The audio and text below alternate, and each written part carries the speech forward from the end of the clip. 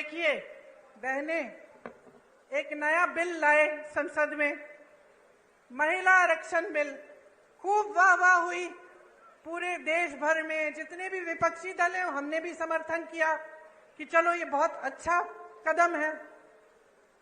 बड़ी बड़ी घोषणाएं हुई, टीवी पे इश्तिहार हुए, सब कुछ हुआ, मोदी जी की बड़ी वाह वाह हुई।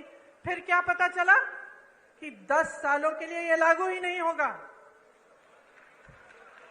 इससे पहले जाति जनगणना करनी पड़ेगी, उससे पहले परसिमन करना पड़ेगा, 10 साल लगेंगे। तो फिर इस घोषणा का मतलब क्या है? इन चुनाव के लिए फिर से मतलब क्या है? आप महिलाओं को मजाक समझ रहे हैं? आप समझ रहे हैं कि महिलाओं को आप कुछ भी कह दें और हम अंधे होकर आपको वोट देंगे?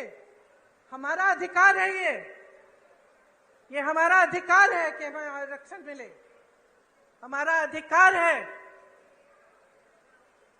ये कोई एहसान नहीं कर रहा है हम पे।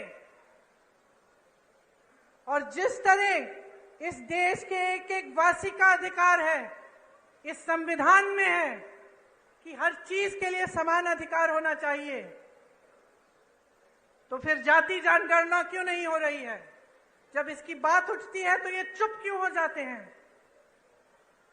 आपने देखा बिहार में सर्वे हुआ, सेंसस हुआ, क्या पता चला कि ओबीसी, दलित और जनजाति संख्या कितनी है इनकी? 84% प्रदेश में। तो बताइए, बड़े बड़े पदों में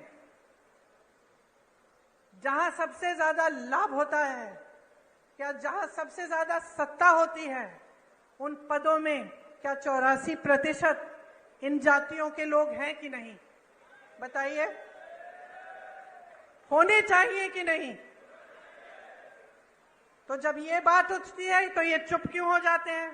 देखिए बहने, एक नया बिल लाए संसद में, महिला आरक्षण बिल। खूब वाह वाह हुई पूरे देश भर में। जितने भी विपक्षी दल हैं हमने भी समर्थन किया कि चलो ये बहुत अच्छा कदम है।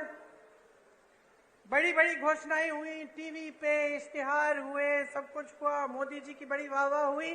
फिर क्या पता चला कि 10 सालों के लिए ये लागू ही नहीं होगा। इससे पहले जाति जनगणना करनी पड़ेगी, उससे पहले परसिमन करना पड़ेगा, 10 साल लगेंगे। तो फिर इस घोषणा का मतलब क्या है?